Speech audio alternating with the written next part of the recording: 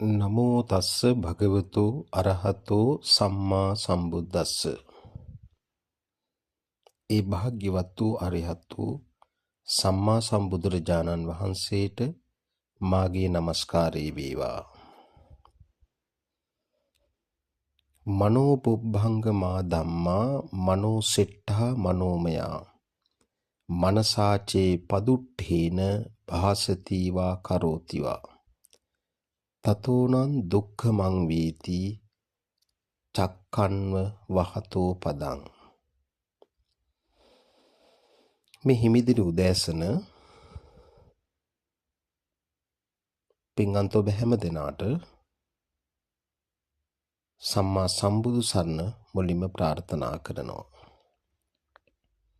සදහවතුනි, මා මේ උදෑසනම ඔබට පහදා දෙන්න බලාපොරොත්තු වෙන්නේ තථාගත බුදුරජාණන් වහන්සේ දේශනා කොට වදාළ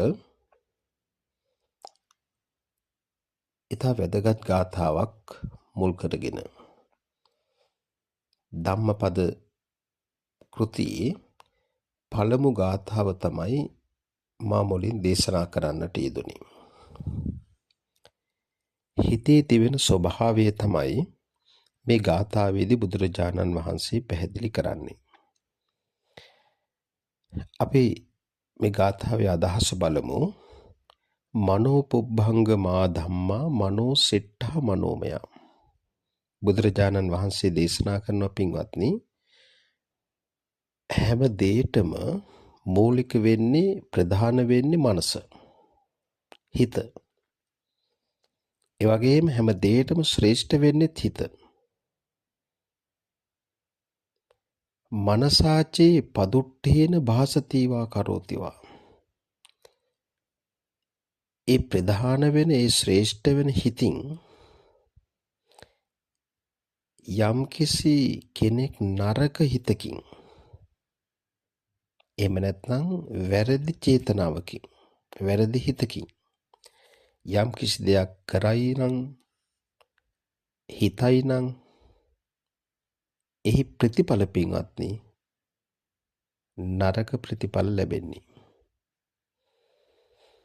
උදාහරණයක් විදිහට දේශනාවේ සඳහන් වෙනවා, ගොනා පසුපසේන කරත්තේ රෝදේ වගේ තමන්ට ලැබෙන ඒ විපාකය නරක විපාක තමයි ලැබෙන්නේ. ඒ නිසා අපි පැහැදිලිව වටහා ගන්නට ඕන, පැහැදිලිව තේරුම් ගන්නට ඕන, අපි යම් කිසි ක්‍රියාවක් කරනවා නම්, හිතනවා නම්, ඒ වැරදි චේතනාවක් නම්, වැරදි හිතක් නම්, වැරදි කාරණාවක් නම්, ඒ ලැබෙන ප්‍රතිවිපාක නරක ප්‍රතිඵලමයි අපට ලැබෙන්නේ. ඒ නිසා අපි නරක සිතිවිලි වලින් ඈත් වෙලා යහපත් සිතිවිලි වලින් යුක්තව අපි යම් කිසි දේවල් සිතිය යුතුයි, කළ යුතුයි කියන දේශනාවයි මේ පළවෙනි ගාථාවේදී පැහැදිලි කරන්නේ. ඒ නිසා මේ හිමිදිරි උදෑසන ඔබ හැමට මම ආරාධනා කරනවා, හැම මොහොතෙම යහපත් සිතිවිලිත් එක්ක, යහපත් ක්‍රියාවන් එක්ක ඔබේ ජීවිතය හැඩගස්වා ගන්න. ඔබ හැමට